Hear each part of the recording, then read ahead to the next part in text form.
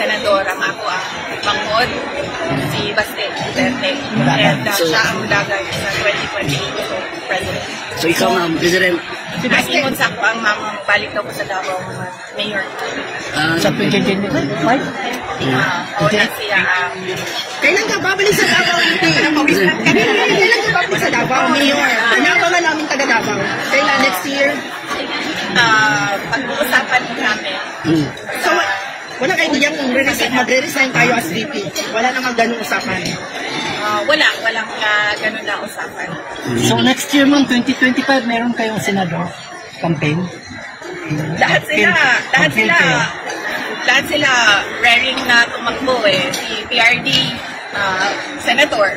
Yung kuya ko, si Paulo Duterte, yung congressman ngayon, senator. Si Sebastian Duterte. So tatlo ang Duterte next year for senator? Yes, tatlo ang Duterte next year.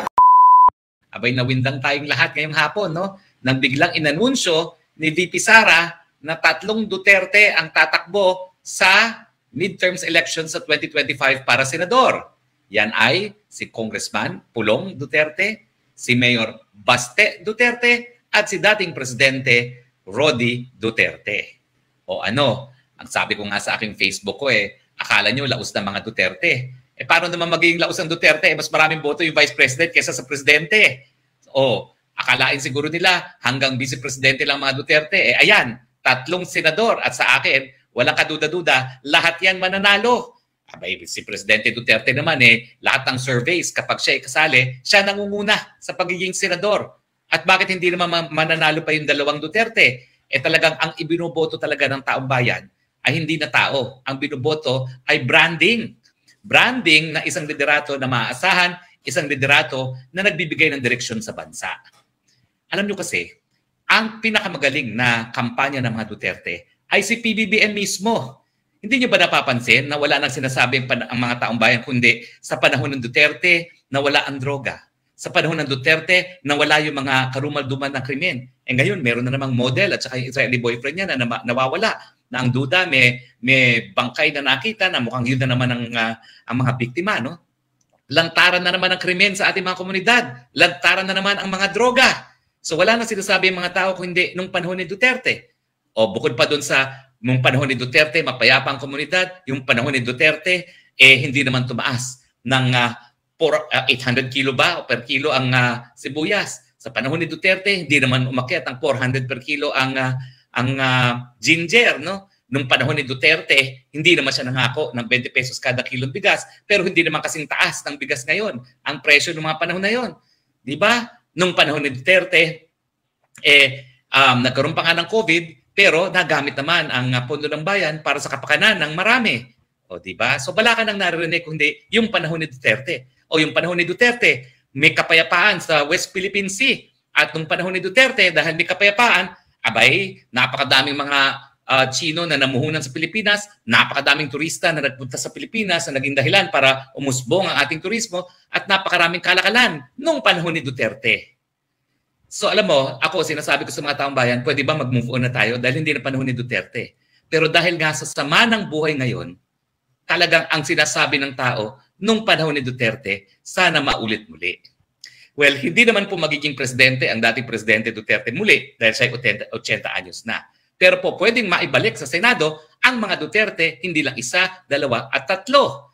At judging, ayon dun sa mga reaksyon ng ating mga tao, at least sa social media, mukhang excited na excited ang tao na magkaroon na ng tatlong Duterte sa Senado. Kasi ano naman talaga nangyayari sa Senado, no? Hindi mo maintindihan kung anong mga ginagawa nila dyan. Hindi mo maintindihan kung naintindihan nila ang trabaho nila bilang policy makers, no? So ngayon, at least sa tatlong Duterte, tried and proven ang pagsisilbi sa bayan. Kaya excited ang marami. Kaya nga yung mga naglalait sa mga Duterte na pasay na yan, hayan po kayo. Tatlo na ngayon ang magiging senador na Duterte. Now, unang-una po lilinawin ko na nagsalita na si VP Sara. So ako po, wala naman akong otoridad na magsalita para kay VP Sara, inuulit ko lang yung sinabi niya. Ang sinabi niya, ayon sa kanyang mama, ay tatlong Duterte ang tatakbo para senador. So, intindihin po natin yan, yan ay sang-ayon sa kanyang mama. Hindi natin alam kung ano pa ang opinion ni VP Sara mismo sa bagay nito. Di rin natin alam kung ano pa ang opinion ni dating Presidente Duterte. Pero kung masusunod ang mama niya, 3 Duterte yung patatakbuhin niya. At bakit naman hindi? Eh di ba nga, nandito na tayo. Nandito na tayo sa puto na kinakaladkad na talaga sa gera. O nung isang araw lang, sabi ko, mabuti naman itong si Executive Secretary Bersamin ay nag-escalate ng tension at sinabing hindi lang pagkakaintindihan yung nangyari sa Ayungin. Eh binawi pa ng Secretary Gibo Teodoro at sinabing aggressive use of force yan. Pag sinabing aggressive use of force, pwede kang kumamit ng self-defense. Pag gumamit ka ng self-defense, ibig sabihin, puto ka na, simula na ang gera. Kaya nga mga Katoliko ngayon, nagdadasal na ng kapayapaan. Meron silang, ano ba tawag doon? Ora officio pa yun tawag doon. Hindi po kasi ako Katoliko protestante ko Para nga po, maiwasan na ang gera. Ang kinakailangan na natin talaga ngayon, magdasal dahil talagang magsisimula pa na po ang gera. At bakit? Kasi gusto talaga ng Amerikano magkagera. Ay naasahan natin na ang mga Amerikano sasaklolo sa atin dahil sa West Philippine Sea na sa tingin ko hindi mangyayari. Pero overall, talagang gusto ng Amerikanong magkagera dahil ang ekonomiya nila mahina at nakasalalay sa pagkagera. Yan po ang katotohanan. So, naku po, talagang ang eleksyon, kung aabot pa tayo ng eleksyon, dahil gaya na aking sinabi nandito na po yung mid-range cruiser missile launchers na naging dahilan kung bakit magkaroon na ng nuclear war ng panahon ni JFK noong 1960s. Narito na po yan sa Pilipinas at nagbigay banta na rin ng Russia at ang China na ito'y simula na naman ng instability sa buong Asia. O, hindi ba? Ang nakataya ngayon ay buhay na natin dahil kapag na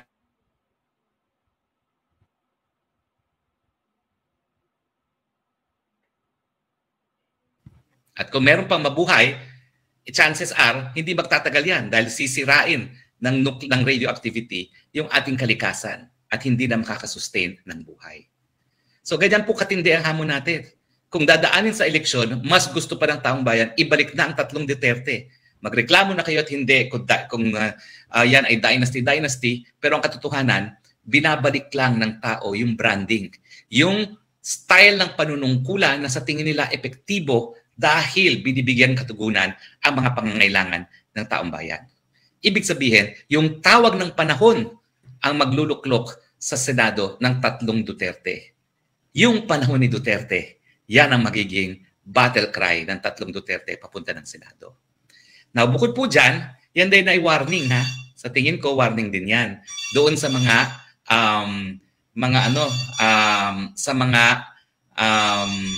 sandali lang po Ngayon lang nangyari ito na dahil sa tawag ng panahon, talagang kinakailangan ibalik ang mga Duterte. Umani naman ito ng iba't ibang reaksyon mula sa ating mga netizens. Ayon kay Demetrio Agban, very complicated ang strategy ng 4 na mga Duterte. Very solid force sila ngayon as a team. Pahayag naman ni Lisa Colubong, itodo na po natin ang suporta sa mga Duterte kasi sila lang po may tunay na malasakit sa bayan. At ito naman ang saloobin mula sa ating kababayan na si Santiago Sinita. Ang sambayanan Pilipino ay handang tumulong para sa muling pag-unlad ng bansa. Mabuhay ang Pilipinas, mabuhay ang Duterte. Mga kababayan, feel free to comment below para maglabas ng saloobin sa balitang ito.